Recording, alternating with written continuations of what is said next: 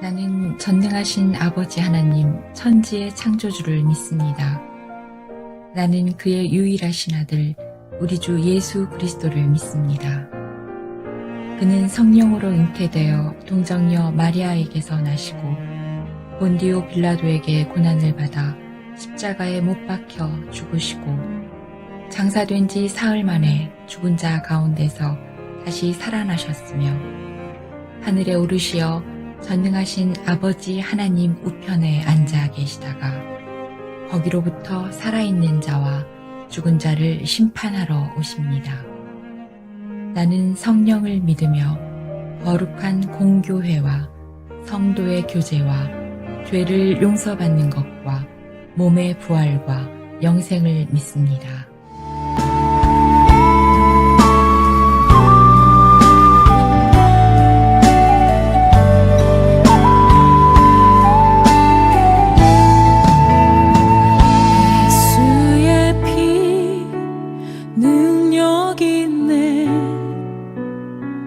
죽은 나를 살리셨네.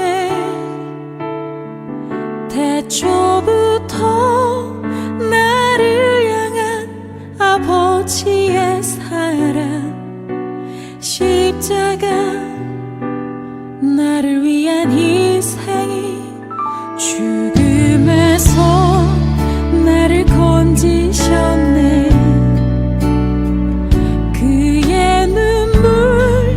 기쁨의 비 되어 온 세상을 덮네. 생수의 강 되어 그 사랑을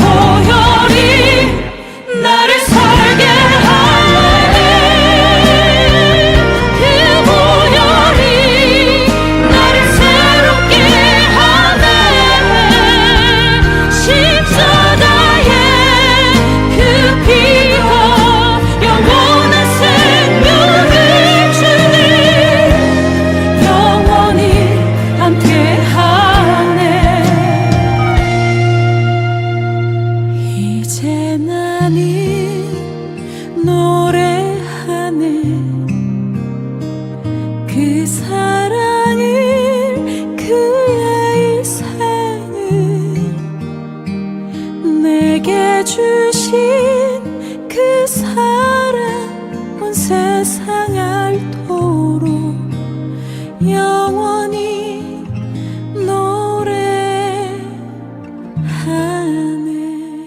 제5장.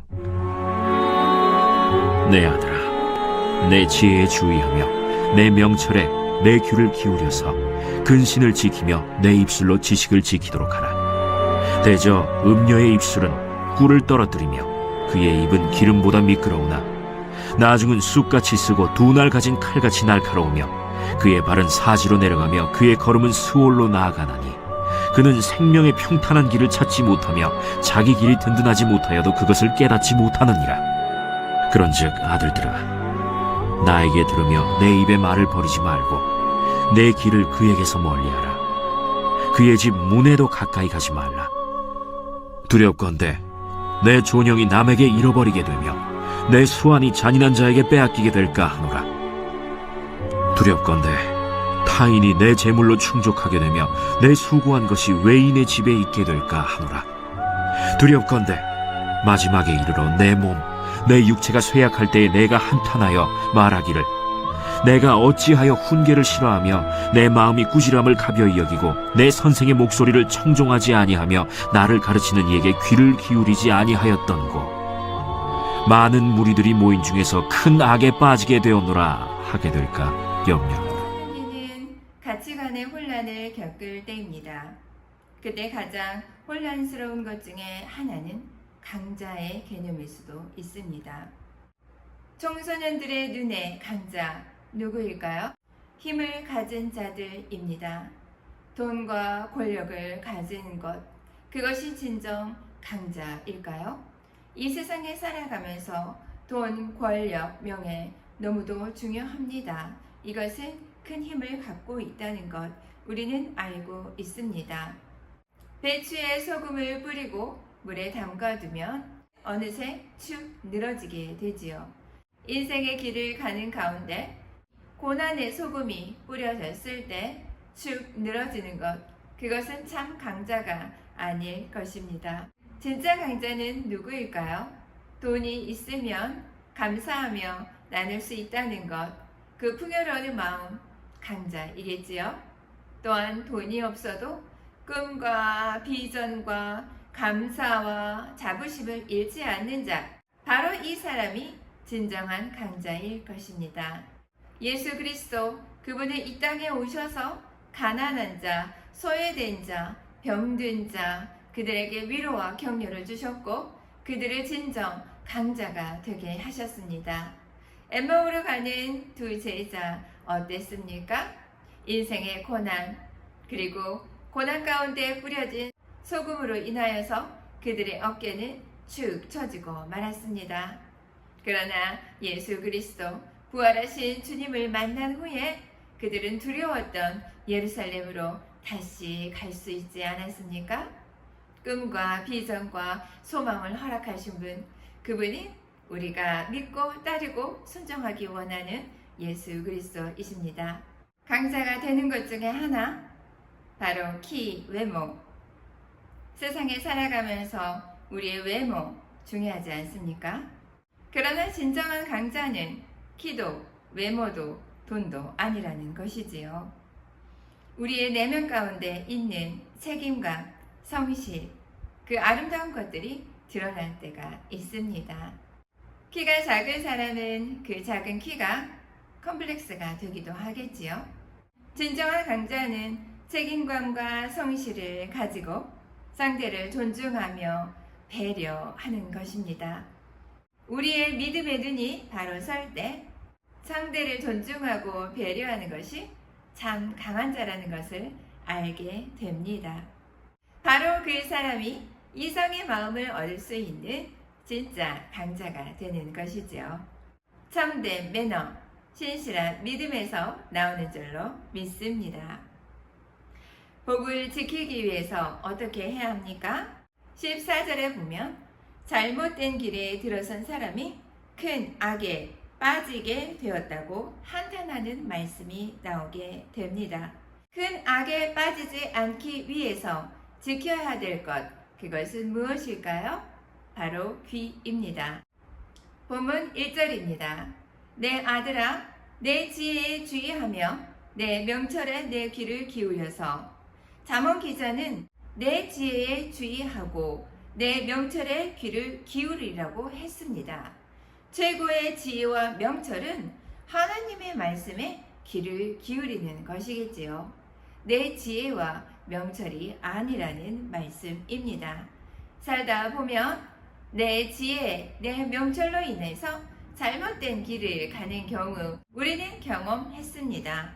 잘못 듣고 잘못된 길로 갈 수 있기에 우리는 주의를 기울여야 합니다.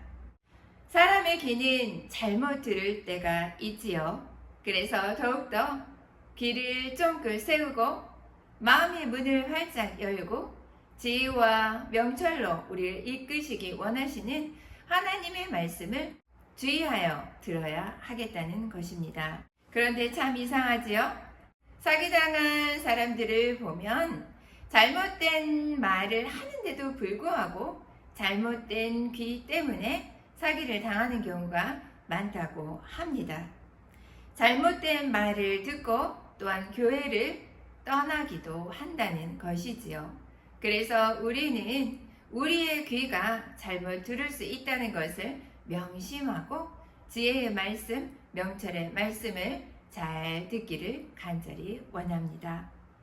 신앙인으로서 우리가 기도하고 예배하며 예배 시간을 지키는 것, 예배를 소중히 여기는 것, 그것이 우리가 우리의 길을 바로 지키는 하나의 방법일 것입니다.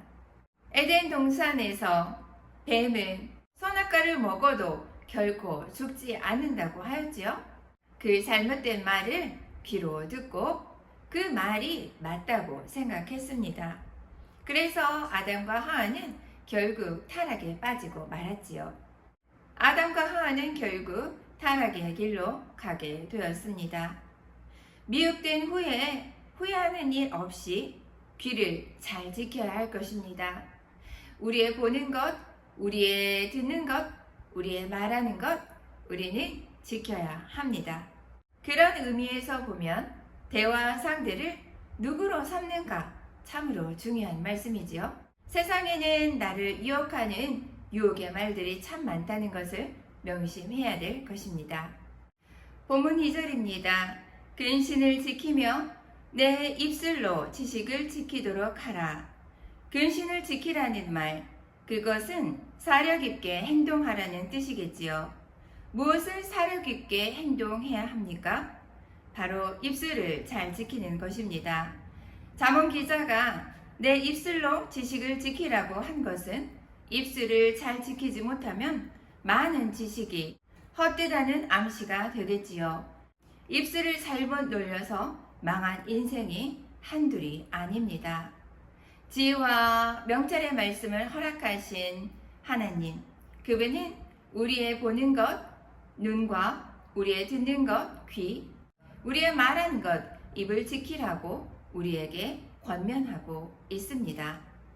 먹는 것이 더러운 것이 아니라 입에서 나오는 것이 더럽고 추악할 수 있다는 것, 우리는 명심해야 될 것입니다. 함께 기도합니다. 사랑과 은혜가 충만하신 하나님 아버지 감사합니다. 잠언의 말씀을 통하여서 우리의 생명을 지키는 것, 그것은 우리의 길을 지키고 우리의 입술을 지키는 것입니다. 우리의 눈을 이 세상의 유혹적인 것으로부터 지켜주시옵고 우리의 보는 것, 듣는 것도 주님 지켜주시옵소서. 생명의 말씀, 길이요 진리요 생명이 되시는 하나님의 말씀을 듣고 살아가는 하늘소망 교회 되게 하여 주시옵소서. 복의 통로가 되게 하여 주시옵소서. 생명의 은혜, 돌보심의 은혜를 기억하며 늘 감사하며 은혜의 자리를 사모하는 사랑하는 하늘소망 교회 되게 하여 주시옵소서. 아픈 환우들 찾아가 주시고 그 아픈 구석구석마다 예수 그리스도의 보혈의 능력으로 말미암아 치유의 강선이 나갈 수 있도록 주님 허락하여 주시옵소서. 우리의 손과 행하는 모든 것들이 기도되어 주께 감사와 찬송되는 사랑이 가득한 사랑하는 하늘소망 교회 되게 하여 주시옵소서. 담임 목사님 여기까지 강건하게 해주시고 선포되는 말씀을 통하여서 귀를 지켜야 하며 입술을 지켜야 하는 우리의 인생길임을 기억하게 하여 주시옵소서. 사랑이 많으신 예수님 이름으로 감사히 기도합니다. 아멘.